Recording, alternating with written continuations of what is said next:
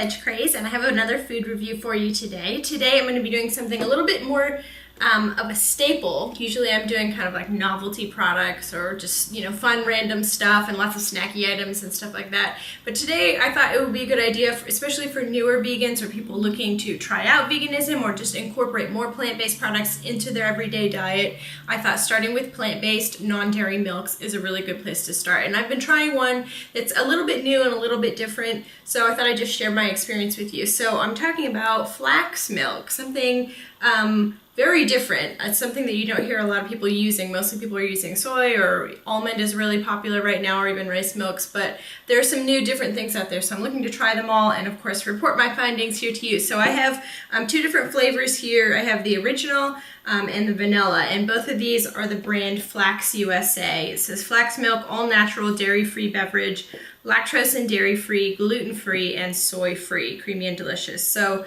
one of the advantages, of course, of using a flax milk instead of another, like a nut-based milk or something, is that flax is much higher in omega-3s. It also has a perfectly balanced ratio of 3, 6, and 9s, so it's much better in terms of tamping inflammation. A lot of nuts will have higher 6s and particularly 9s than omega-3s, and that can cause your bad cholesterol to go up a little bit and your good cholesterol to go down a little bit. Not as much as saturated fat in an animal-based product, but still it's not ideal. So that's one of the reasons why they say eating nuts in large quantities is not such a good idea, but eating flax, not really in large quantities, but you can be a little bit more extravagant with your flax consumption than with other nuts. So this is a major benefit, especially if you're not eating fish anymore. You're probably not getting a whole lot of omega-3s in your diet unless you're supplementing with a huge amount of oils or something like that. So this can be a good way to do it and just continue to consume milk as you normally would if you're putting it over your cereal or in a smoothie,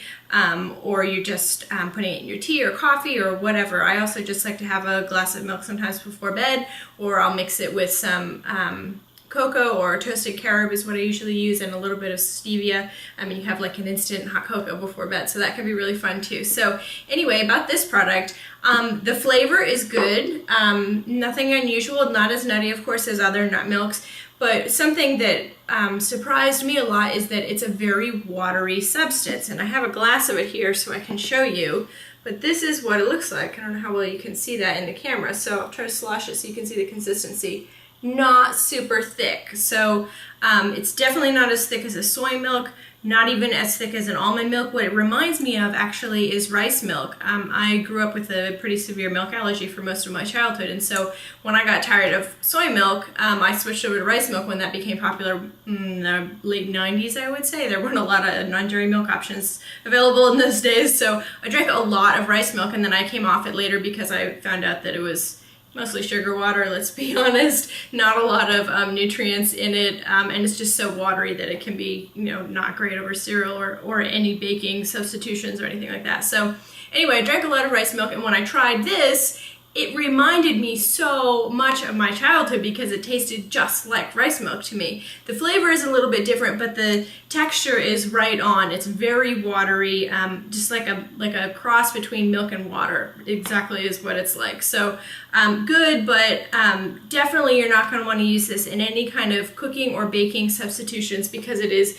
so very thin. I usually use So Delicious brands coconut milk, and I can review that here if you guys are interested in hearing about that if you haven't tried it already, but that has a really thick consistency, so it's great for baking and cooking. I just keep it in my kitchen at all times in the shelf-stable packages. I keep one in my cupboard because you can use it instead of cream in any recipe. So if you're making, you want a thick white sauce, or you're making mac and cheese, that's what you would use, or you're making a cream-based soup. I just made cream of broccoli with it the other night, so you can use it for anything, savory or sweet combinations. So this though, oh my gosh, no, would not work. It would be like substituting water for cream. It would just, the texture is not even close. So that's unfortunate, but if you're looking to just use this for everyday use or just for drinking, I would say it's great. The nutrition information is pretty impressive. Here, I'll read you the original one.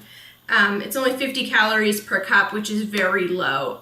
If you're comparing this to regular skim milk, it would be 90 calories per cup, and if you're drinking 2% or more, that's around 120 to 130 calories per cup. So this is very low in terms of calorie content, although considering how watery it is, I can't say I'm really surprised.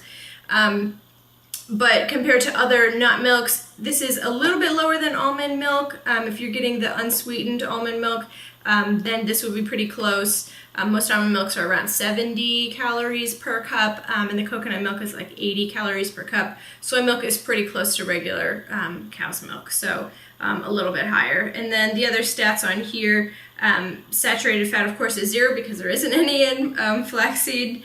And then the polyunsaturated fat is 1.5 grams, and monounsaturated fat is also 0.5 gram. Sodium is a little bit higher, 80 milligrams, still not a lot, but higher than you see in other nut milks. No fiber in this and no protein in this, which is unfortunate. I had hoped that they would have some protein retained in this, but it seems like they strained everything out, which would make sense considering the consistency of it is so thin. If they had left a little bit in there, I think it would be a little bit more palatable. It would be thicker, and they could certainly afford to with the low calorie count, and then it would add a little bit of protein in it, which would be great. I know my husband is more concerned about protein intake than I am, so he is always looking for a non-dairy milk that will have a little bit more protein in it. This doesn't have any, so that's totally useless. So that's kind of disappointing, but other than that, it's pretty good. Vitamin A is 10%. You never see that in non-dairy milk, so that's pretty cool. Calcium is 30%, very standard. Vitamin D, 25%. Again, very standard, but then you see some unusual ones. B12, they supplemented for 25%, which is great. Coconut milk does that, but not a lot of others. Iron, you're getting a little bit, 2%. Phosphorus, 15% out of the blue. So some interesting things in here. And then the vanilla one is pretty similar, except it has a little more calories, 60 calories per cup. So just 10 calories more for the sweetener, which is, I think, organic cane. Yep, organic evaporated cane sugar. So pretty similar, but I think the taste is great, and I'm really enjoying them. I've just bought a couple of these over the last few weeks. I've just been really enjoying something different, a little bit of variety. I still keep my coconut milk on hand for cooking, but if you're just looking to drink this or mix things up, I think it's a really fun thing to do. It's also always good to be switching up all of your routine foods. So if you always have milk on your cereal every morning, or you're always adding milk to your smoothies in the mornings, or whatever, if you have a little bit of milk in your diet every day or a few times a week, you probably want to mix up which kinds of milk you're using anyway, so you're getting a variety of nutrients, vitamins, and minerals. So that can be really a good way to do it. It gives you a little bit of a different flavor profile, a little bit of a different texture, as I mentioned, for better or worse, and a variety of nutrients. So always good for your body to have as a wide variety as possible of plant-based foods. So that's what I have about that. Overall, I really like it. But if you've tried flax-based milks, definitely let me know in the comments below if you've tried this brand or another one. I actually have not seen any other brands other than this one called Flax USA. I got this just at my local supermarket, and I've seen it at my local health food store and at Whole Foods, and none of those places have had any other brands. So they seem to be pretty prevalent. So if you know of another brand and it's not as thin of a consistency, definitely let me know. I would be really interested to hear about that. So that's all I have for you today. Thanks so much for joining me. Please subscribe if you want to hear about more vegan foods that I've tried, that I'm recommending to you guys or not recommending, as the case may be. And I also review natural beauty products and eco-living products as well. So join me in the next video. Click to subscribe, and I will see you later. Aloha.